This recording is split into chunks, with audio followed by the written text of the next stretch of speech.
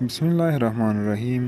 په A12 او M12 او همداشان نورو موبایلونو کې څنګه کولی شو د فینګر لاک په واسطه سکرین ښکته او پورته کش کړو. لکه په دغه ویډیو کې چې تاسو کتلی شئ، تاسو یې وګورئ. زه سکرین د فینګر لاک په واسطه باندې کاروم. که چیرې ستاسو سکرین یا هینګ کیږي یا بله کومه ستونزه ولري یا مو ټچ کار نه کوي، نو څنګه کولی شئ دغه بټن په واسطه باندې تاسو خپل سکرین وکاروئ او خپل سکرین خلاص او بند کړئ. دا ډیره اسانه او ساده طریقه ده چې ویډیو کې به زه درته ټوله مکمله طریقه وښیم، دلته ورته نورې ښایسته طریقې به هم زه په راتلونکي ویډیوګانو کې تاسو ته ښیم.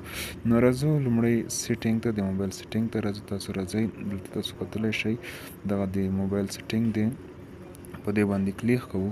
کله مو چې په دې باندې کلیک وکړ، زما موبایل یو څه هینګ کیږي، نو په دې خاطر زه له دغې فینګر لاک څخه استفاده کوم چې ډیر په اسانۍ سره کار کوي.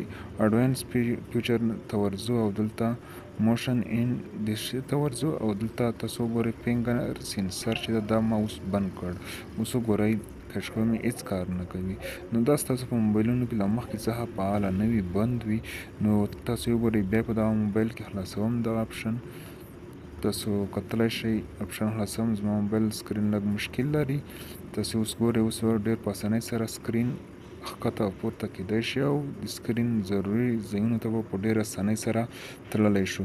نو په دغه طریقې سره موږ او تاسو کولی شو خپل موبایل څخه ډېره ښه استفاده وکړو او ډېر ښه په اسانه طریقه مو سکرین هم کار کوي او موږ ته هم په د موبایل په سکرین کې ډېر په اسانه طریقه یو او بل ځای ته په ډېر چټکۍ سره تللی شو. نو ګران لیدونکو، چې که چیرې مو زما ویډیو خوښه شوې وي، ویډیو له نورو ملګرو سره هم شریکه کړئ، تر څو داسې ښایسته ویډیوګانې څخه مو نور ملګري هم برخمن شي او په راتلونکي کې زه هم ستاسو لپاره ښایسته ویډیوګانې جوړې کړم. نو زیاتې طریقې به په دغه ډول نورې هم درته وښیم چې په دغه موبایلونو کې څنګه کولی شو د بعضو طریقو څخه موږ استفاده وکړو. نور مو په خدای سپارم. د خدای په امان.